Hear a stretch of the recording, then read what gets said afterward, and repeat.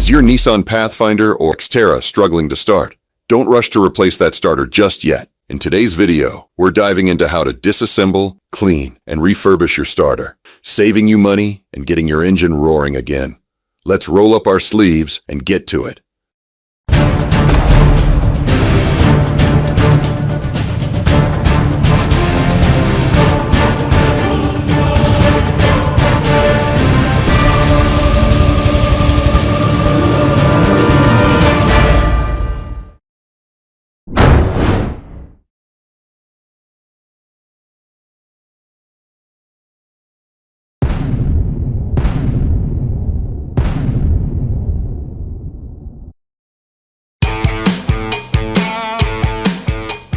In this episode of Rival Performance, we'll be disassembling this 2003 Nissan XTERRA starter. This is a basic starter for most VG30 and VG33 motors manufactured by Nissan. Whether you're in the middle of BF nowhere with no replacement in sight, or you just enjoy tearing shit apart like we do, we're sure that you'll learn something about refurbishing your starter for your Pathfinder or XTERRA. Get ready, because we're about to tear down this starter to show you how to get yours cranking again. A starter motor primarily consists of a solenoid, an armature, a commutator, field coils, brushes, pinion, and a plunger, with the solenoid acting as the main switch to connect the battery to the motor. When the solenoid is activated, the armature rotates to generate torque, with the commutator facilitating current transfer through the brushes. The plunger pushes the pinion into engagement with the flywheel ring gear to crank the engine. We're going to start by removing the solenoid. The solenoid is held to the starter with 2 screws. Using a number 3 Phillips bit, we'll remove the screws using a little bit of torque from a light impact driver, then set them aside.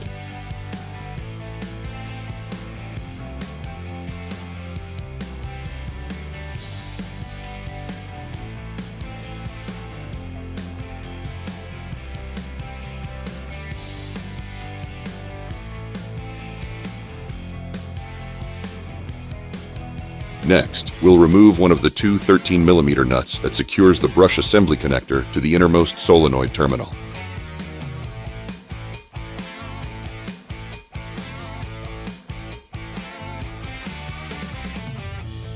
When you remove the solenoid, take care not to lose the spring located inside the solenoid assembly. Additionally, take care not to drop the plunger from the lever arm on the starter housing. When the solenoid is activated, it generates a magnetic field and pulls the plunger inward, which pulls the lever and then pushes the pinion towards the flywheel ring gear, as demonstrated. Next, we'll remove the 2 8mm through bolts from the starter housing. These bolts extend all the way through the 3 sections of the starter housing.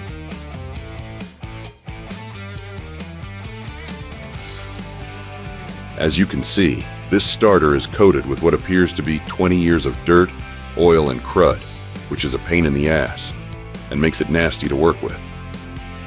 When you remove the parts and hardware from the starter, we recommend placing them on a clean shop towel or work surface in order to keep all of your parts in order. After we set the through bolts aside, we'll remove one of the machine screws holding the brush assembly in the rear housing, then set it with the rest of the hardware.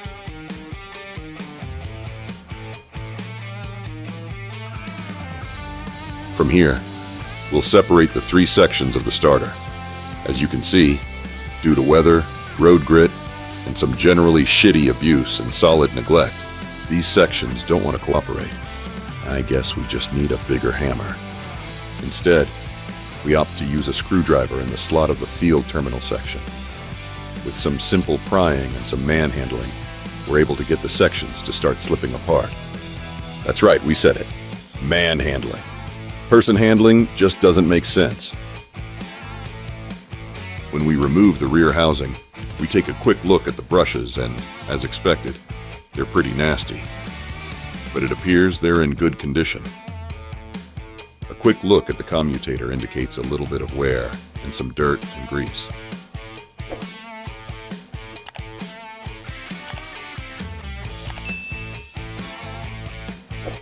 We'll grab hold of the armature assembly and slide it out of the field coil assembly and give it a quick inspection.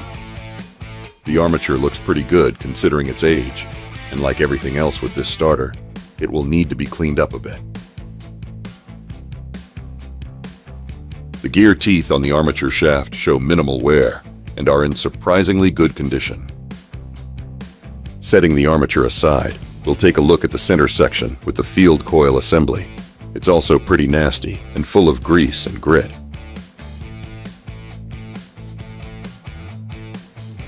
Finally, we'll take a look at the front section with the Bendix drive and pinion, with the drive assembly and planetary gears. This section also has a good amount of muck and old grease, but the planetary gears look to be in good condition, and gear housing teeth are all in excellent condition, considering the gear housing is made of plastic. We'll remove the planetary gears and set them aside. Note: pay particular attention to the ball bearing that is located inside the gear housing shaft. You don't want to lose that. Set it aside. Don't lose it. The lever arm that moves the Bendix and pinion assembly looks intact. And now we'll remove the rubber plug located on the side of the housing. Be careful not to tear this plug. It has a small metal disc on the bottom that holds the lever in place. You can lightly pry on it with a screwdriver to get it to move.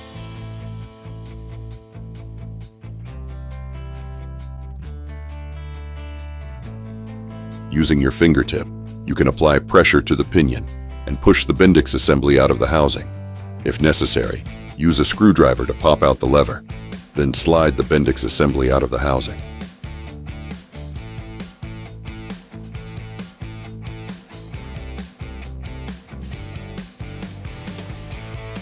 You can see how the lever moves the Bendix up and down to engage the pinion.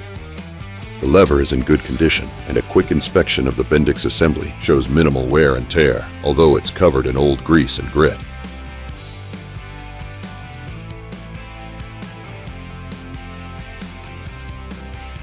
The teeth of the pinion show minimal wear, and the bearing on the pinion shaft doesn't show any binding or resistance. As expected, all of the starter housings are covered in a heavy coat of dirt, grit, and disappointment. We're pretty sure that this is the original starter that came with this truck.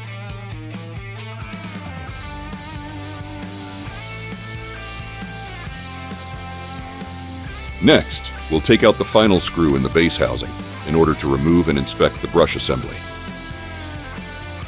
Working with tiny screws while wearing nitrile gloves is like trying to text with oven mitts on. It's frustrating, clumsy, and guaranteed to make you question all your life choices. We'll pry out the brush set and take a look at it.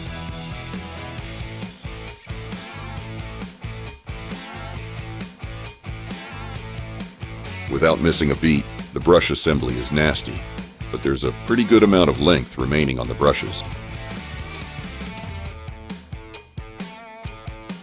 Alright, time to play Scrub-a-Dub-Dub and evict the crud from these parts. They've had their grime party, and the cleanup crew has arrived.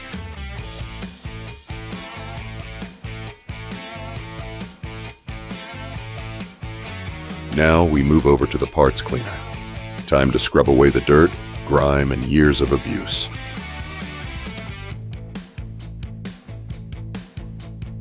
One of the best products that we've ever used in our parts cleaner is Oil Eater. Oil Eater is a water-based cleaner that takes off grease and grime better than anything we've ever used on our parts. While we would love to be sponsored by them, we're just happy to share the product. You can find it on Amazon for about $55, and it shows up in just a few days. In a box. Yes, they ship a 5-gallon bucket in a freaking box. Back to scrubbing off these parts. This should be quick. 20 minutes later.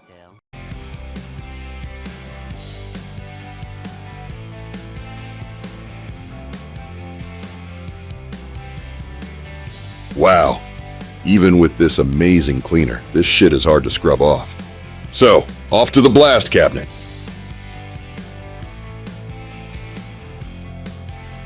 Let's take a moment for those people out there who need that feeling of well-being, combined with a tingling sensation in the scalp and down the back of the neck, as experienced by some people in response to a specific gentle stimulus, often particular sounds. Time for some ASMR.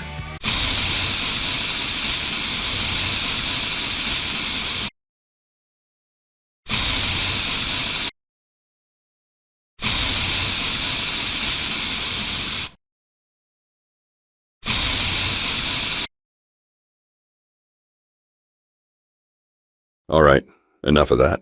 Back to our groove.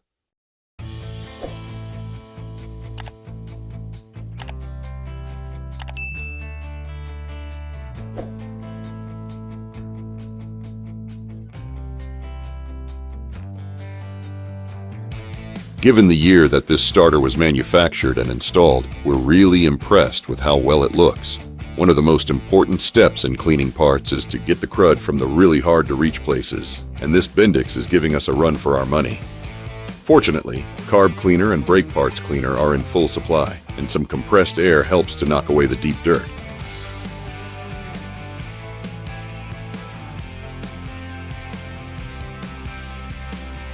A small strip of Scotch-Brite helps to remove the carbon scoring and gritty mess from the commutator, and also helps get any corrosion from the edges of the armature assembly. This starter is beginning to look like a good rebuild.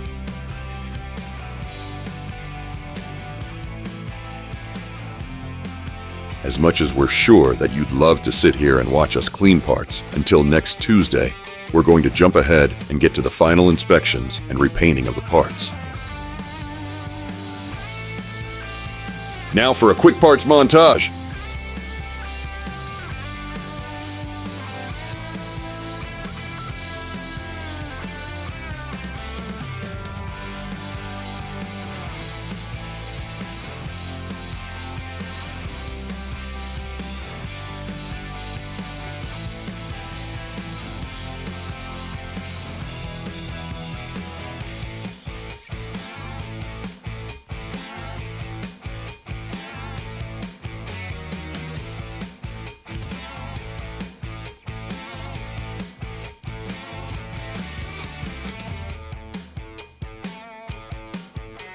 After getting a solid cleaning and stripping in the blast cabinet, the starter housings are ready for a quick prep with some painter's tape and a good coat of paint.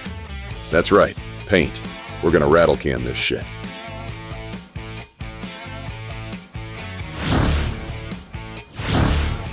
Rust-Oleum engine paint and Seymour High Temp paint.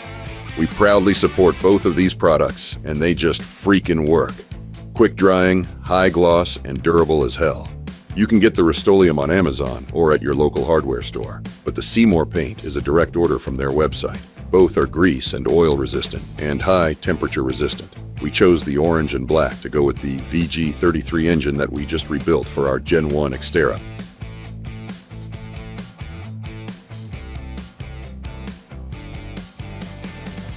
We'll start the reassembly by installing the armature into the field terminal casing.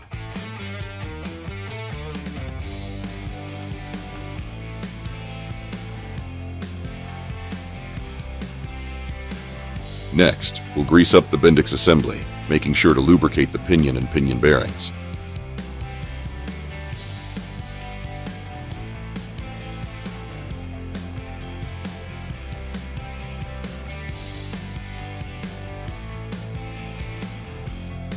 We'll put a small amount of grease on the gear housing assembly, then install the planetary gears.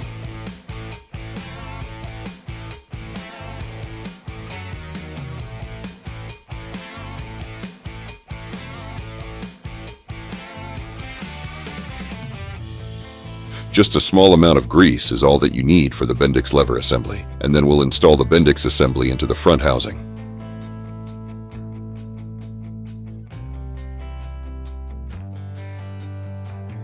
As you install the Bendix assembly, you should notice a couple notches in the casing that allow for the proper fit and installation. It's pretty much monkey-proof. If you can't install this correctly, you need to find a new hobby.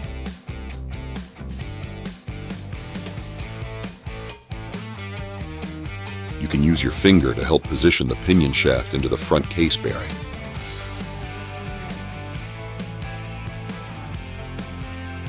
At this point, you'll install the plunger into the front casing under the Bendix lever, then slide the complete assembly fully into the front housing.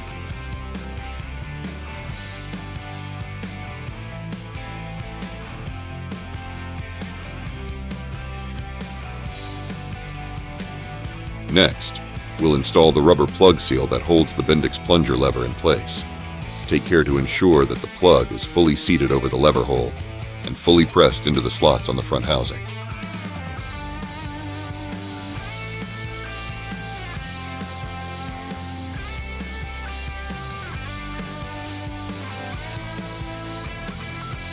Now you can perform a quick operational check to ensure that your lever is installed correctly and to ensure that the pinion moves up and down. Remember that tiny ball bearing that we told you not to lose? It's time to install it into the pinion shaft in the gear housing assembly. Just drop it right in there. Don't forget this. The rubber seal gets installed next. There are small nodes on the side of the seal and slots in the front housing. Put the nodes into the slots. This is where that whole square block into a round hole test that you took when you were a child comes into play. This seal has a flat side and raised side. The flat side goes towards you and the raised side goes into the assembly. Make sure you fully seat the seal so that it's flush.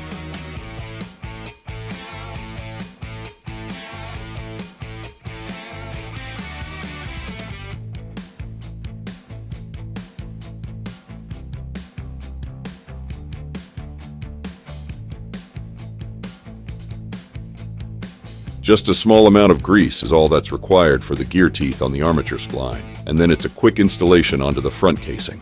Make sure to line up the tab on the side of the field coil casing with the slot on the front housing case. Ensure that the rubber plug is properly aligned and fully seated. After the field coil casing and armature have been properly installed, you'll place the brush assembly on top of the commutator. Ensure that the brush assembly is installed with the nut plates on the top, and make sure to properly seat the wiring grommet to ensure a good seal for the final part of the installation.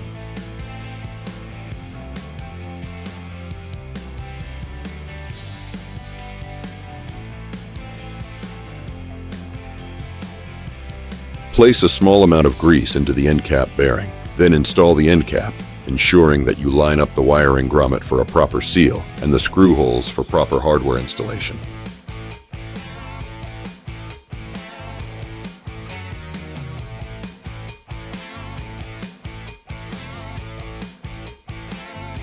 Next, we'll install the screws through the end case and into the brush block assembly. You can tighten these with a number 2 Phillips head.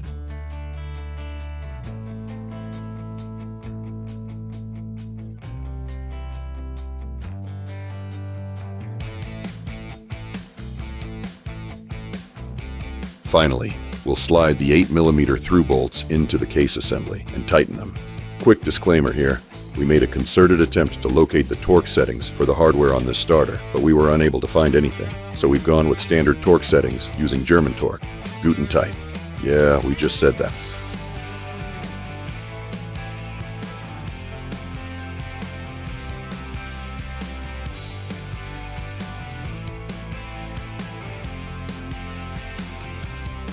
The solenoid is all that remains for this reassembly. We'll pull the tape off of the solenoid, then ensure proper installation of the plunger spring. Next, we'll slide the solenoid over the plunger and align the solenoid for proper mount screw installation.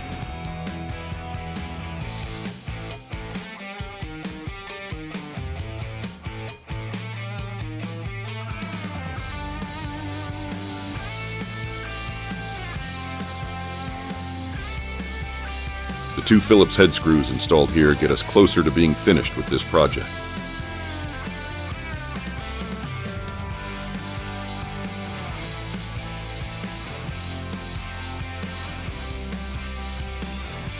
Locate the brush wire lead and install it onto the solenoid terminal post nearest to the main casing. Install the nut and torque it to the manufacturer's listed torque.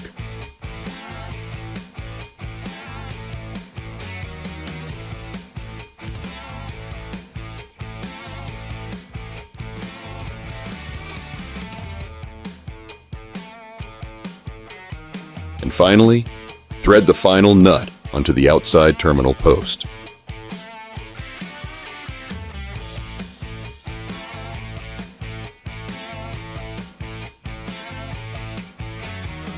Now we have a completely clean and basically overhauled starter that doesn't look like it came off of a tank in the Cold War. Now many will ask, why in the hell would you not just go buy one from O'Reilly or AutoZone? Well, prices for these starters vary from $50 to $300 between the main part sellers and vary on Amazon. The main parts that fail are the brushes and the armature, which are readily available for considerably less than the cost of a new starter. And the main reason is that we like tearing shit apart, and we like to share educational experiences with people in the off-road community. There are people who watch these videos that don't have a local parts store available, and a quick fix can save them some serious heartache. We hope that you've enjoyed this episode of Rival Performance. If you did, tell us about it. Leave a comment, like, and subscribe. If you didn't like it, then tell us about it as well. We're always looking to improve. Thanks for watching.